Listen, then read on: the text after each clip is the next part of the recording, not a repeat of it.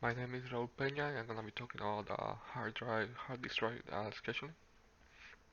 I'm gonna be discussing about the scheduling by itself, how to calculate the access time, and discussing the two scheduling that we touch in class, which is first come first serve and the shortest six time first. Uh, the disk scheduling is done by the operating system. Every time I have an IO request, and this is very important because usually hard drive are the slowest part of the system. And the information inside the hard drive may be scheduled in it may be allocated in two different positions, so it's going to take longer for it to access it. And since it can only be done one at a time, we need to access the hard drive in an efficient way.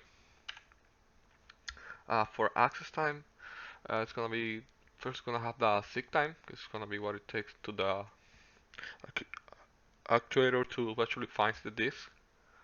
Then we have the rotation latency, which is to the disk to rotate to the sector, to the decided sectors that we need. And then we have the transfer time.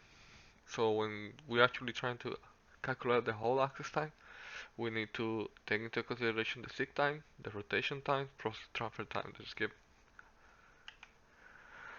the simplest of all is gonna be FIFO. It asks the request by arrival. Like for example, on the example we touched in class, we have the head is gonna be a 53.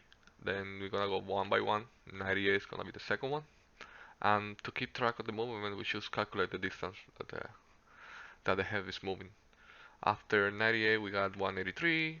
After 183, we move to 37, 122, 14, and then it continues the same pattern.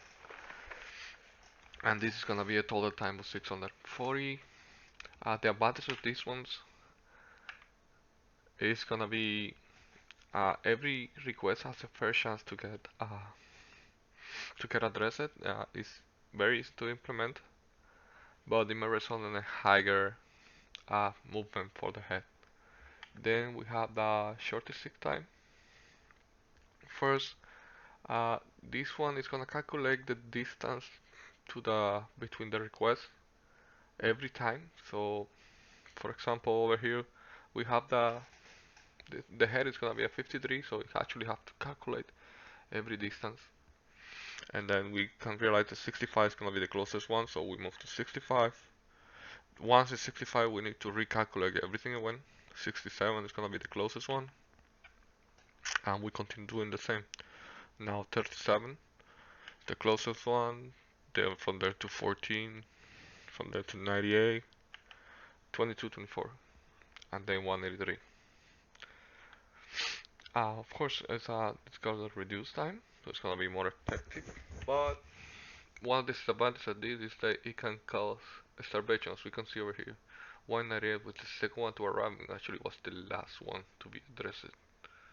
It gives us a decreased response time, which increases the throughput of the system overall, but it can cause some starvation. And every time it's gonna handle the next request, we need to calculate the distance, so it's gonna prove. It's gonna cause a little overhead. That'll be all. Thank you.